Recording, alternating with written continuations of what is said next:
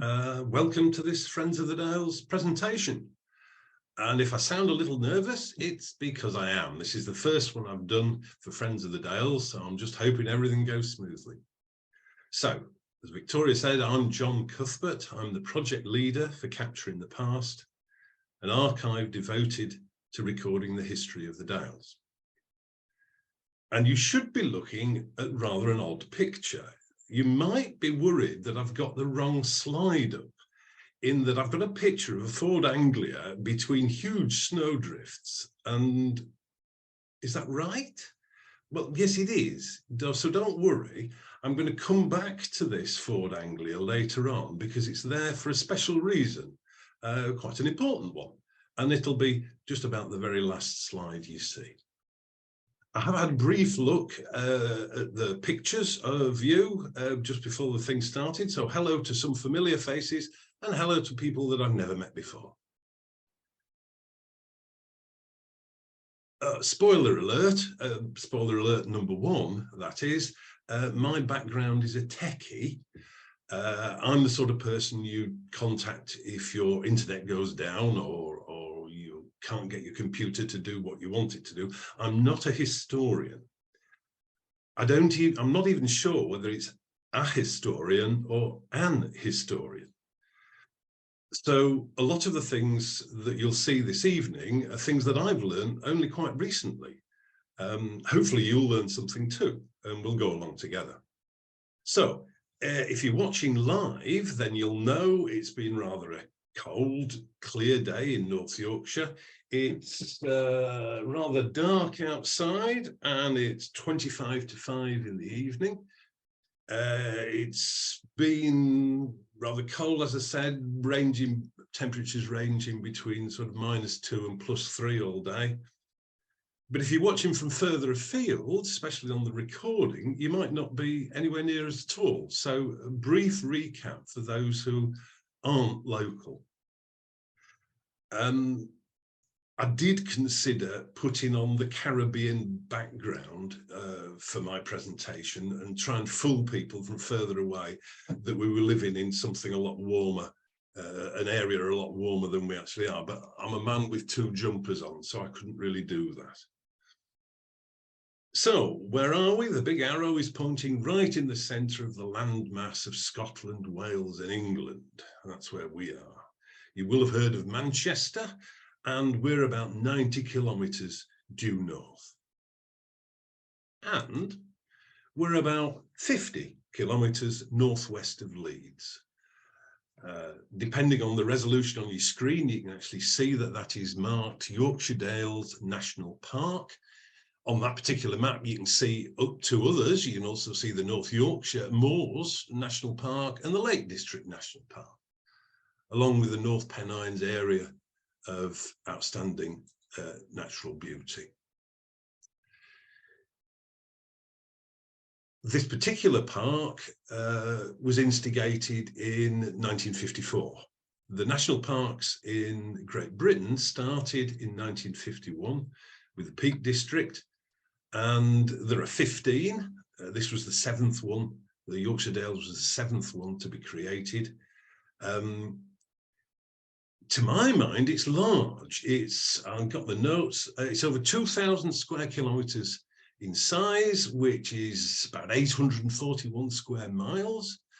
And I thought, well, that's pretty big. And then I thought, well, what if you're watching from somewhere else? How big, for example, would a farm in Australia be?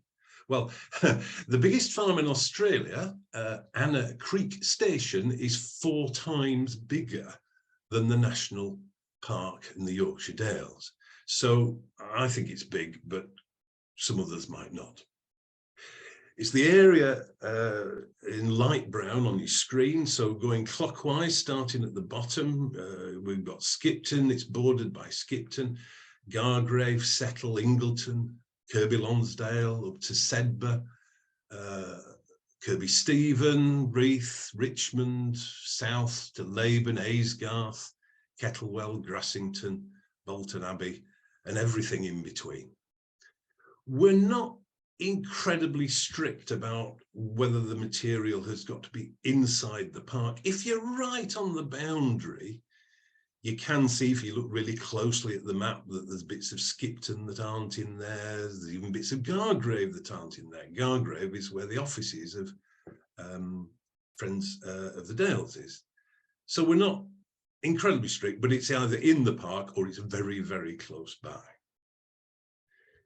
Again, if you're not local, you might wonder where the word Dales has come from. It comes from the Old English word dale, which means a valley. And there's also Old Norse and Dutch and German and English, the word dell, all meaning valleys. And I've listed what I hope all the main dales. Apologies to anyone who is mortally offended by I've missed your favourite one out. Not all the valleys are called dales. There's Howgills, there's the Loon Valley, and there's Malastang. They don't use the word dale, but as you can see, the vast majority do. So this could be recording the history of the Yorkshire valleys. We started, I say we, Friends of the Dales started in 2014. I'm a recent arrival. I only started working for Friends of the Dales last year. As Victoria outlined at the beginning, Friends of the Dales exists to promote and protect the national park, the Yorkshire Dales. So this recording the history of the Dales was an addition to their sort of core activities, and was funded in the main by lottery funding and an organisation called Stories in Stone, that you may have heard of, especially if you live in the Ingleton and Settle areas. The main four instigators, in alphabetical order, not order of importance: Ian Fleming, Mike Slater, Nancy Stedman and Will Fenton. They were the ones who actually started it, got it off the ground, did all the necessary paperwork and what have you. They started with absolutely nothing. And on the slide there, it says we've now got over 3,070 records. I looked it up this afternoon. We're currently on 3,126 records.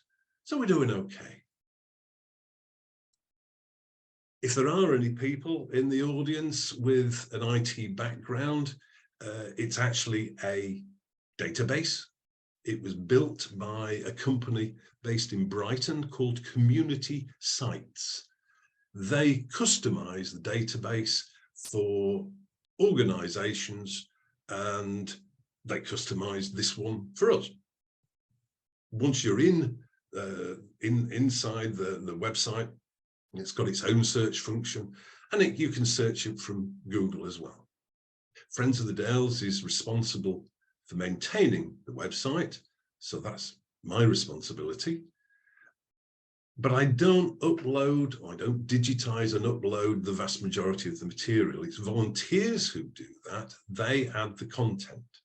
So it's my job to go out into the community, talk to various individuals or groups that have material that they want to share. I train them how to do it, and then they get on with it. I do add a little bit myself, but in the main, it's volunteers that add the content. What have we got in there? We've got a wide variety of things. You can have a read down the list, and some of the words will be familiar to you, and some of the words might be tricky. In particular, deeds and indentures. I say that because it was tricky for me when I came across the words for the first time. As a very, very rough and ready rule, a deed is something that shows ownership, and an indenture shows an obligation to somebody else. They're often associated with property, so deeds to a property shows who owns a particular place. And an indenture is linked with a property that's rented out. There's an obligation to pay rent to the owner, or to the landlord, or to the lord of the manor.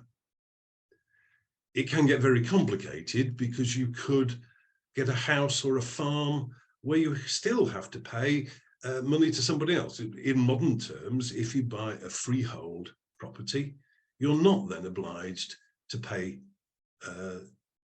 money to somebody else. But if you buy leasehold property, you've bought the property, but you've got the ground rent and obligation to pay to somebody else. So the deeds, the ownership and the obligations can get very confusing at times.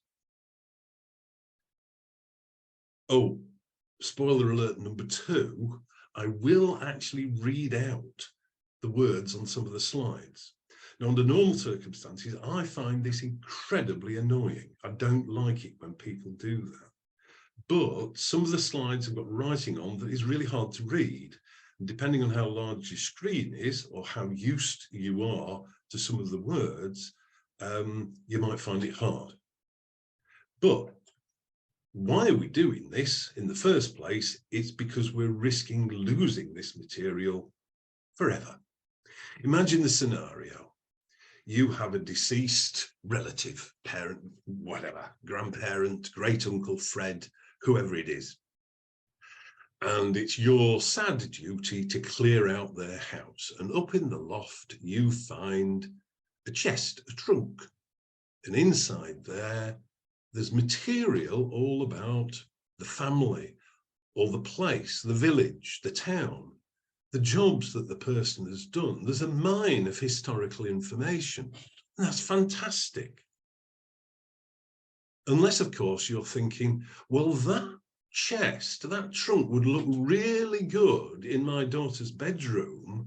I'll get rid of all the stuff and send it to the tip, and I'll clean that trunk up a bit.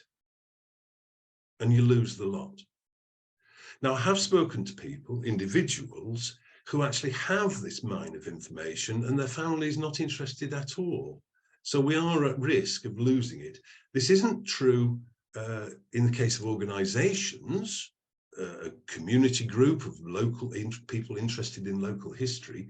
They're interested in retaining this information, but individual families may not be, sadly. We put it on the internet, but why? You could think it's a perfectly reasonable thing to do is to collect this information, take it from the trunk and rescue it and display it in the community centre or in a museum. Let's suppose this person has died in Dent in the Dales, and there is a Dent museum and heritage centre, and you're going to put this material in there for people to come and see it, and you advertise in the local paper or the parish magazine that it's there for people to come along and see, which is great if you live in Dent. Well, I don't live in it. It'd take me an hour to get to Dent. It'd take somebody living in Leeds 2 hours to get to Dent. How somebody in London or in Canada or in Australia or America, or how difficult is it going to be for them? It is going to be virtually impossible. So our idea of putting it on the internet is to make this available to everybody, regardless of where they are at the moment. Somebody might be researching their family history and they are nowhere near the Yorkshire Dales. So that's why we want to put it up on the internet. So these are the ideal people we're looking for. We're looking for people who actually want to share.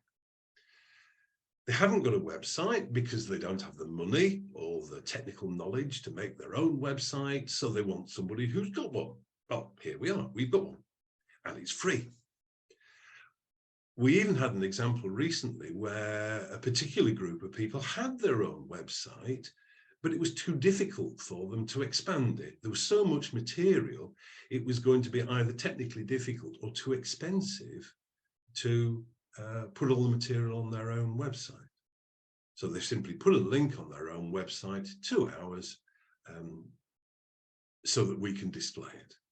It's free, there's no cost involved in people doing this, except the cost of their time, as they become volunteers doing the process of actually getting the material in the right place.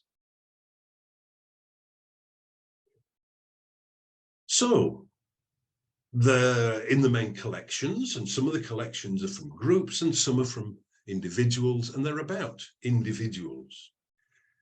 We've got a collection from an individual. We've got a collection from Michael Pearson of Ostwick Hall. He's got material about the hall dating from 1604 to 1964. We've got material from Thomas Brayshaw. He was the solicitor living in Stackhouse near Giggleswick. For more than 40 years, he was recognised as the local authority on local historical interest, closely associated with Giggleswick School, and he served there, he went there as a pupil and served as a governor, so he has links with Giggleswick School for a period of 60 years. Newland House Farm has a collection of over 80 deeds, indentures, mentioned before, wills and miscellaneous documents. Interestingly, most of them are on vellum. Those of you who don't know, vellum is calfskin as a substitute for paper. They've got the documents, various documents ranging from 1665 to 1981. Jack Myers is there in the list. Jack was a lecturer in mining geophysics at Leeds University. He has an enormous collection of colour slides of the Dales, mainly landscape slides, and he was the one that took the photo of the Ford Anglia you saw right at the very beginning. Last on the list, Bill Mitchell. Bill Mitchell went around various local buildings and drew and measured various parts of them. He was particularly interested in the use of flagstones, local flagstones. He recorded, and I have a list, most of the first one you'll all understand: cisterns, troughs, pantry shelves, roofing, flooring, and then we get on to barn boskins. A boskin is a panel, in his case, made out of flagstones between the stalls. It's to separate animals or separate groups of animals. He recorded bee bowls. A bee bowl is a cavity or an alcove in a wall. The word bowl means recess in a wall. And you would put a skep inside the alcove and you kept the bees in it. This is before the days of beehives. Skeps would be kept covered, such as sacking, or uncovered, depending on the weather. He also recorded clapper bridges. And now this was the one I didn't know at all. Oh, I didn't know boskins or bee bowls either. Clapper bridges are formed by large flags of flat stones, supported on stone piers going across a river or a stream. And if you can't visualize that, imagine where you've seen a set of stepping stones across a river, and then you put flagstones between the stepping stones, making a bridge. That's what a clapper bridge is. And he's recorded those, and again, the dimensions. Just looking at one of the photos from the Jack Myers collection, and we did say we'd have a winter theme. In the background there, some of you may recognize the Howgills, covered in snow, and in the foreground, Killington Lake. I think Killington Lake in the foreground, in the right-hand side foreground, that's iced up. And in the main part of the lake, in the centre and to the left, that's not yet iced up. That was 1971. So that must have been a cold year up there, but not that much snow on the low ground, although it stayed on the high ground in the background. Another individual is the marvellously named Cornelius Cuthbert. I'm assuming he's pronounced Cuthbert because the second K has been dropped in names like Kirby Stephen and Kirby Mallam, although they've got both Ks in the word. So this marvellous chap, Cornelius, we know of because his great-granddaughter brought in some material about him. He's sitting there looking quite happy, I noticed by the quality of his jacket and by the fact that I don't think he's wearing a collar, he's a working man. This is a picture celebrating his silver wedding. And sadly, we don't know the name of his wife. We assume it's his wife in the background there. So Margaret Glover was the contributor. This is Margaret's great-grandfather. He moved to Ostwick, where Margaret now lives, during the building of the Settle to Carlisle Railway. And he stayed there as a joiner in Ostwick. And those of you who know Ostwick, he may have lived in the house to the right of the Gamecock Inn. Now we come back to indentures. Now, you recall at the beginning, I said an indenture marked an obligation. And it's usually about property, and the obligation is to pay rent. Well, this is an obligation to stay with somebody. This is an indenture for an apprenticeship.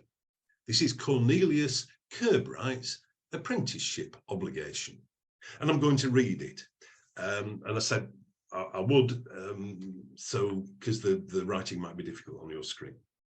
This indenture, made the 30th day of May, in the 30th year of the reign of our sovereign Lady Victoria, by the grace of God, of the United Kingdom of Great Britain and Ireland. Note Ireland and not Northern Ireland. The Anglo-Irish Treaty didn't get signed till 1921, after this document was made. The Queen, Defender of the Faith, and in the year of our Lord 1868, in other words, 1868, this was made. Thomas Cuthbert of Lofthouse in the county of York, of the one part. Lofthouse is near Howstein Gorge. If you've ever been to Howstein Gorge, Lofthouse is the village nearby there. And Cornelius Cuthbert, his son on the other part, and Abraham Stott of Bishop Thornton in the county of York on the other part. Bishop Thornton is just northwest of Ripley, north of Harrogate. They witnesseth that the said Cornelius Cuthbert hath of his own free will, and with the consent of the said Thomas Cuthbert, his father, put and bound himself apprentice to, and with the said Abraham Stott, and with him after the manner of an apprentice, to dwell, remain, and serve from the 30th day of May, 1868, until the 30th day of December, 1871, for during and until the term of 3.5 years, thence next following, be fully completed and ended. Whew. So, Cornelius, with his father Thomas's approval, is apprenticed to Abraham Stott for 3.5 years. Not only does he have to stay with Abraham, he's also got to behave himself. Matrimony within the said term he shall not contract. Fornication or adultery he shall not commit. He must keep Abraham's secrets. Taverns or alehouses he shall not frequent. And dice, cards, tables or bowls he shall not play. And you're thinking, wait a minute, dice, yeah, cards, yeah, bowls, yeah, tables? And I didn't know what tables were, and it's quite simple. Tables are simply games played on the table. Where you roll the dice and you move counters. And an obvious modern large table game is Monopoly. You roll the dice, you move your counters, and you do something. Snakes and Ladders is a table game. I suppose the most famous long-term pure table game is backgammon, but that's not, that didn't start here, that started elsewhere. But he's not allowed to play table games. He's not allowed to play bowls. In fact, he's got to be a very good boy for 3.5 years. Well, it looks like he survived his apprenticeship and moved to Ostwick, and he now appears as Cuthbert's son, joiner, builder, and wheelwright. And here he's sending a bill to the trustees of the Wesleyan Chapel in Ostwick for work done. Most of the bill is taken up with man hours. On occasions, you have two men at 9.5 hours each, and so on, 2 men at 5 hours, 1 man at 9. So I'm assuming he's not employing anybody except his son. There's no occasion where more than 2 people are mentioned. He presents his bill, and they've been working on the chapel with new doors, hinges, handles, and locks. I worked out the rate of pay. The rate of pay is about 7 old pence per hour. That's about 3p an hour in modern terms. Given a 40-hour week, which is only it's a guess rather than an estimate, if he worked a 40-hour week, this would come to £1, 3 shillings and 4pence a week. Now, the only place I've been able to find in terms of the average working week for a working man was London. And obviously, living in London and working in London is nothing like Ostwick. There, the standard working week was 10 hours a day, 66 days a week, so a 60-hour week. If Cornelius and his son were working those sort of hours, a workman would be getting 35 shillings a week, so £1, 15 shillings.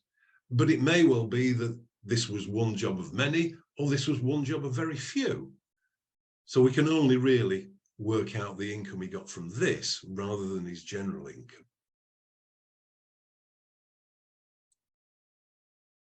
It isn't just about individuals, it's also about groups of people. You may be involved in one of the groups there listed on the list. I won't read that because you can read it for yourself. They have at various times donated a small or a large amount of material from their collection. It may well be that they already had a collection in case of the Long Preston Archive, in which case we signpost from us to them so that people visiting us can go and find the Long Preston Archive elsewhere. Some of the pictures bring back memories, I hope, of all of us. Maybe not 1950, but for some of you, you may be able to remember that far back. However, we can all remember, I hope, the activity. The activity as a child of being at school and going out and chucking snow at somebody else. There were 2 kinds of people that did this. There were those with gloves and those without gloves. Those with gloves were okay for about a minute, and then the water soaked through the glove and their hands froze and they lost all feeling in their hands. The other group, those without gloves, it happened to them only quicker. The bell went and you all went back into the classroom and you huddled round the radiator to try and get the feeling back in your hands. That was an incredibly painful process, although I can vaguely recall somebody said they liked it, but there must have been something wrong with them. And the teacher would then shout at us saying, "Don't put your hands on the radiator, it causes chilblains." And I wondered, is that true? Is that just a story that the teacher said to get us to come and sit down? Or was it actually, I am sad to say, I actually looked up the NHS guidance and it actually says, don't put your hands on the radiator to warm them up, or because it causes chilblains. So apologies to teachers back then, they were absolutely right. I've just realised I've forgotten to say something. So I'm going to annoy you immensely by going back a couple of slides, back to Cornelius Kirbright's indenture. Because I did mention right at the start that hidden in the word indenture is the word denture. Is it anything to do with teeth? Yes, it is. An indenture in the first instance was written twice. There were no photocopiers, no carbon copy. The person writing the indenture, longhand in the first instance before printing, would write the whole thing out twice, and then the thing would be cut in half in a zigzag fashion. So they could be joined up at a later date to show that these two did pair up.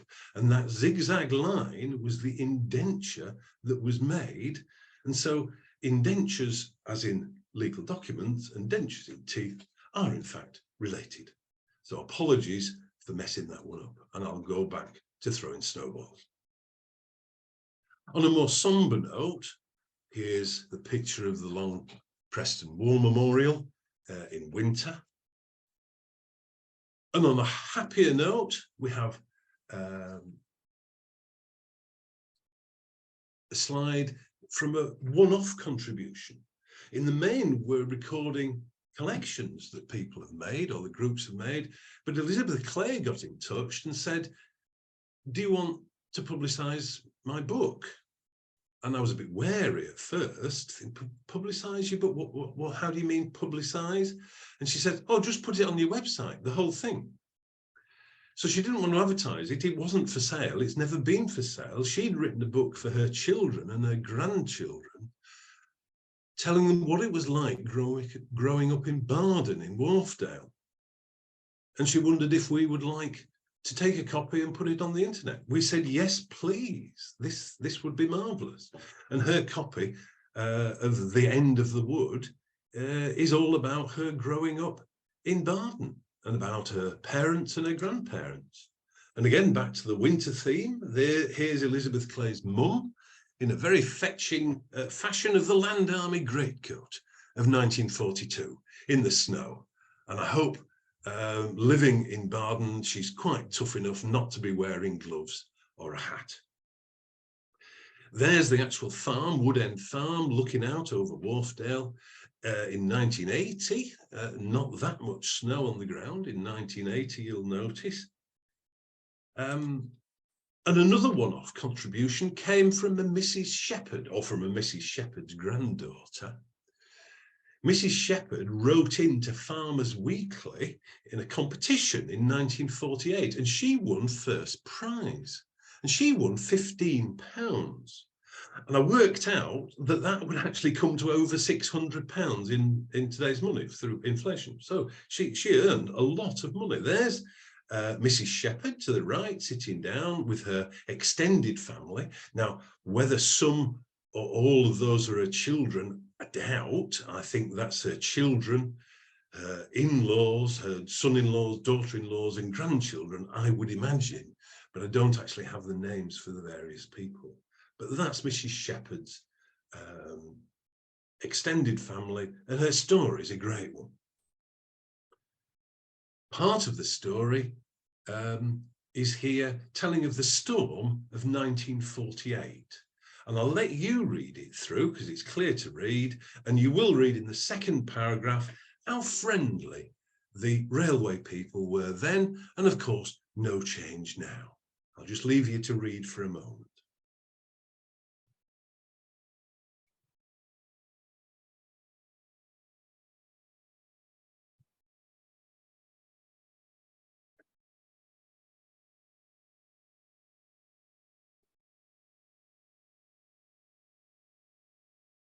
If you did have a little hiccup over the Dakotas are types of aeroplane.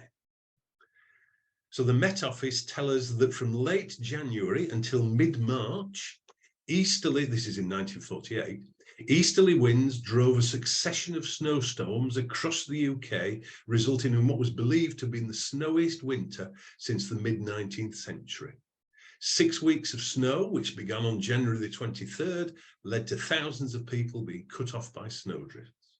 As the UK was recovering from the effects of the Second World War, the armed forces were called upon to clear roads and railways of snowdrifts that were up to 7 meters in deep in places. According to the records, snow fell every day somewhere in the UK for a run of 55 days. Because the temperature on most of those days barely exceeded freezing, much of the snow settled. So that must have been tough. In 1948, you've made it through the Second World War, and now you've got this. And you've got aircraft dropping bales of hay for the sheep, which is great. How did they know where to drop them? Well, you bet your life they didn't drop them accurately. So I have no record of how much hay got to what proportion of the sheep. I do like the story about the very kind railway workers heaving people onto the train where there was no station. So lucky you in Selside.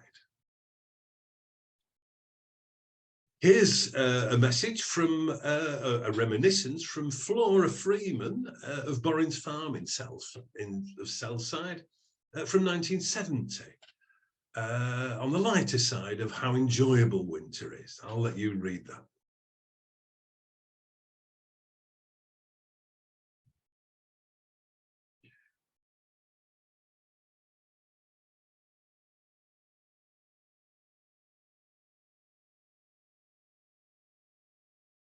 For those of you who are old enough to remember winkle pickers, that's quite a reminiscence for you. I, of course, cannot remember such things.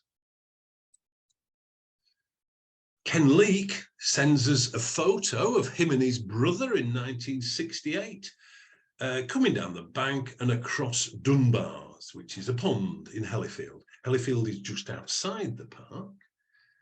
Ken Leake's a contributor to the local magazine with reminiscences of what Hellifield used to be like. This first pond is known as Dunbars, and a second pond known as the Flash, or Hellifield Flash. They exist at the moment, but at the moment they're threatened with a hotel. A planning application has gone in for a hotel, and various buildings there is refused first time.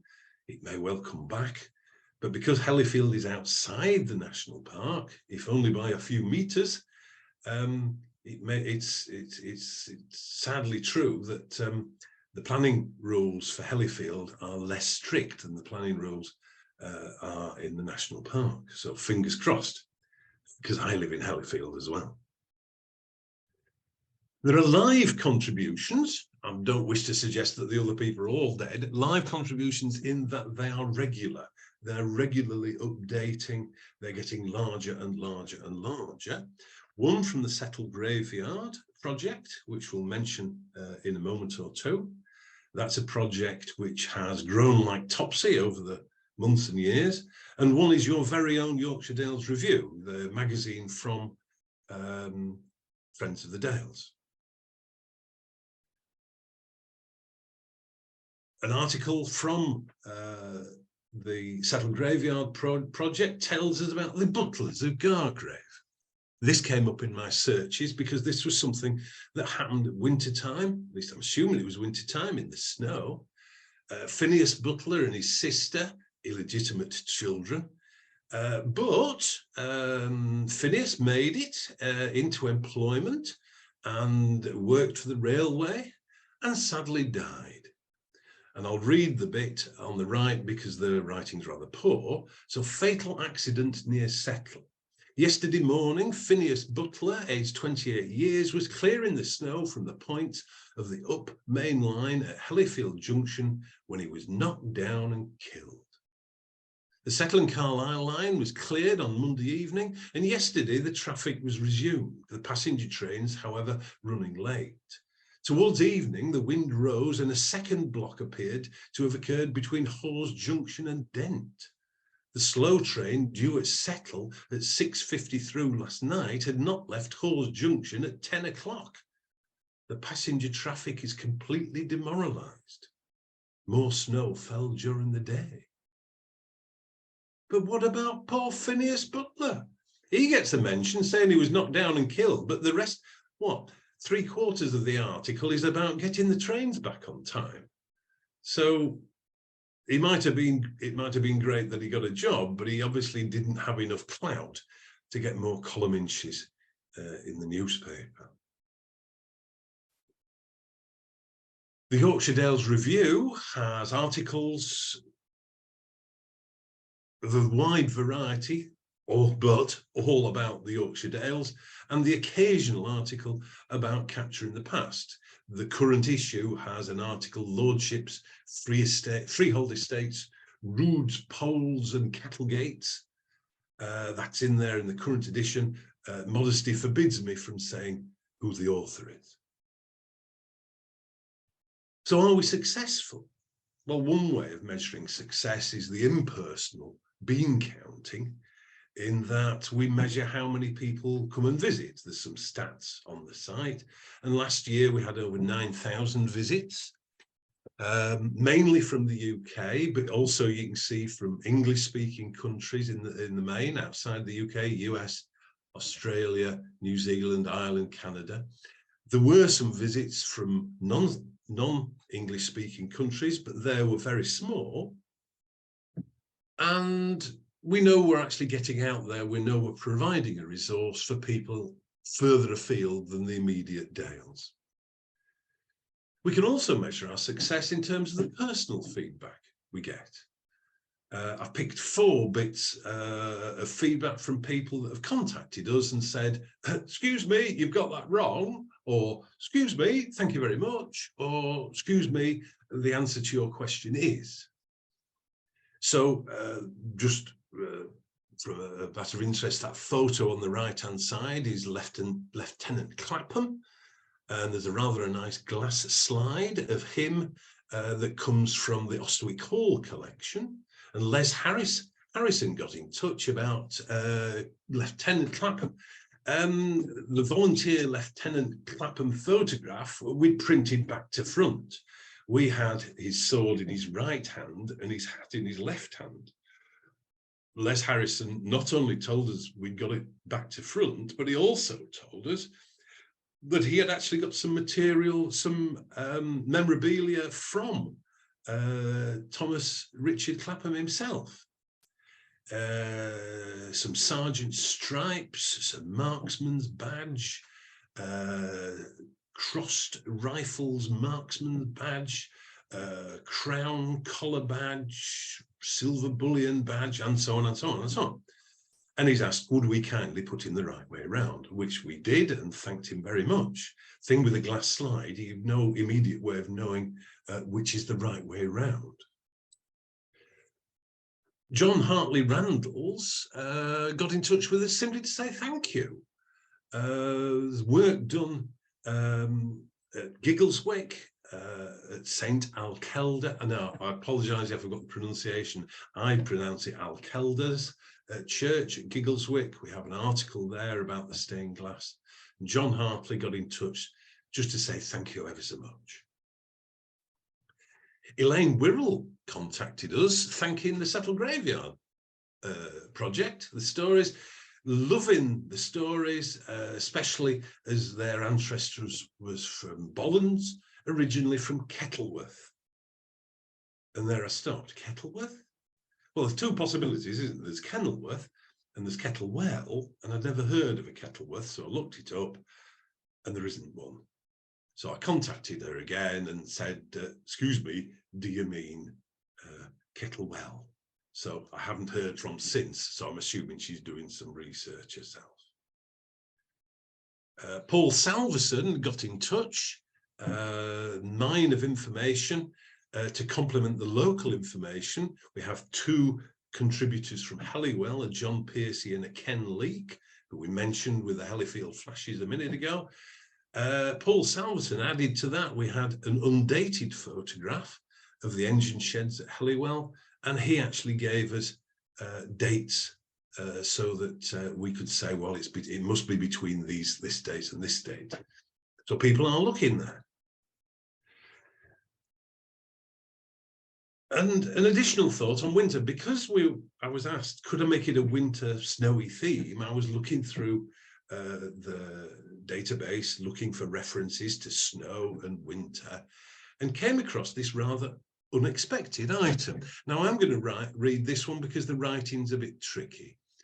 So, and paying therefore yearly from henceforth during the term above said unto the Lord or Lords of the premises, or to whom the same shall have right, pro due and payable, the rent of £5 of lawful English money at the feast of Pentecost and St. Martin the Bishop in winter, by even and equal portions, and likewise all such other rents, taxes, or impositions which shall of right go due and payable for the premises.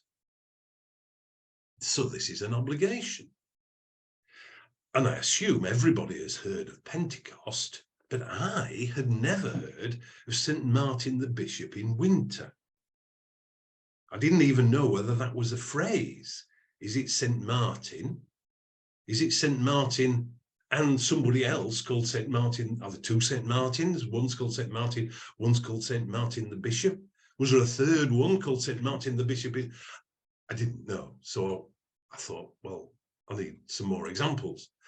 And again, in our own archives, we've got Thomas Summerscale and to his heirs, yielding and paying therefore yearly to the said Sir Henry Darcy and to his heirs for said 2 messages, tenements or farmholds of 46 shillings 8 pence for the said Toft and Croft, 18 pence of lawful money of England to be paid at the feast of Pentecost, otherwise called Whitsunday, and of St. Martin in winter, or within 10 days then following.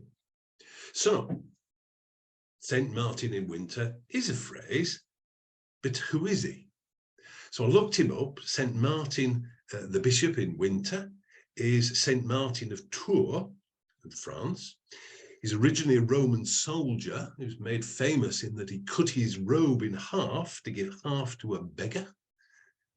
And his feast day is also known as Martinmas. There is an archaic way of splitting up the year into 4 quarters, and those 4 quarter days are Candlemas, Whitsunday, Lammas, and Martinmas. And so for here we have 2 of the 4 quarters, so this is a 6-monthly rent. One on Whitsunday, which we know.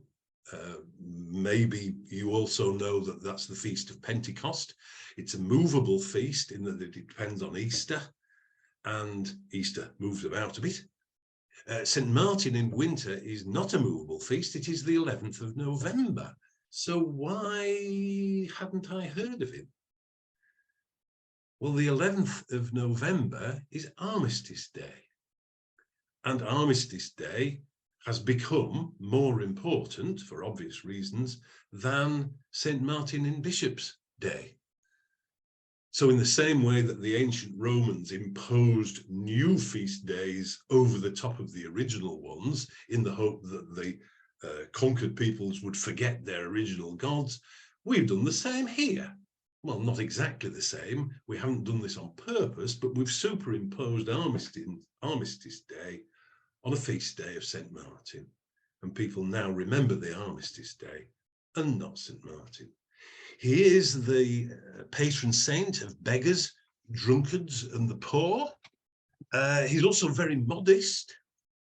He hid in a farmyard as people, hordes of people came after him, demanding that he would become the bishop. And he actually hid behind a gaggle of geese. And the geese made so much noise that everybody found him, nabbed him, and made him their bishop. And henceforth, geese and St. Martin were linked.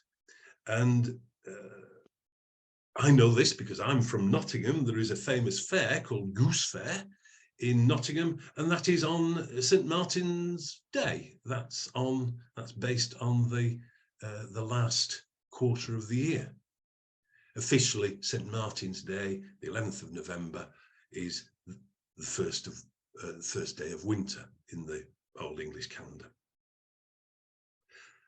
And now we come almost full circle to the end, until I realise there is a question that people might be thinking: do we record absolutely anything?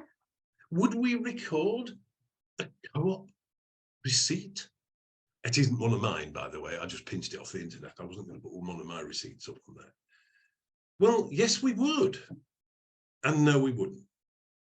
We would record a co-op receipt if you and or your family and or your parents or grandparents had retained their co-op receipt over a period of years, and this was simply the most recent. That would be fantastic. Think what historical information you could glean from that. How prices had changed would be the most obvious. How diets have changed. How foodstuffs have disappeared. How new foodstuffs have appeared.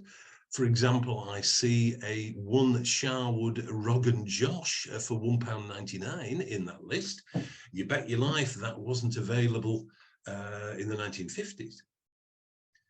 So that would be a marvellous resource if it was part of a collection. As a one-off, no, I'm afraid not. And finally, what about that Ford Anglia? I put it in originally because I thought it was a nice photo. It wasn't particularly important, but then I got to thinking about it. Suppose my dad showed me that photo when I was about 10 in, shall we say, about 1965. I would say that, Dad, is a Ford Anglia known as an angle box. That is the boy racer of the day, in that there were 101 ways of making it go faster. It was cheap, it was reliable, you could upgrade it easily in terms of it going in a straight line. Getting it to stop and go around corners was harder, but it was the Vauxhall Nova or the Nissan Micra of its day. Well, let's suppose I showed that to my son when he was about 10. He'd say, oh, that's a Ford Anglia. Maybe, maybe not. He might say, oh, that's a Harry Potter car. My daughter would say, no, that car belonged to the Weasleys. She would then go on to say how it featured in the books and how it featured in the films and the difference between the two. What about my son showing that to his son, my grandson, when he's 10 in 7 years' time? What will he say? I fear what he might say is, what are those big white things on the side of the road? Because he will never, well, he probably won't have seen snowdrifts by then. And imagine his children in another 25, 30 years' time. Will they have seen snowdrifts? Probably not in the Yorkshire Dales National Park, which is a bit of a sad thought to end on. That's why I thought it was an important photo. So thank you for listening and watching. If you want to contact me about the Dales community, there's the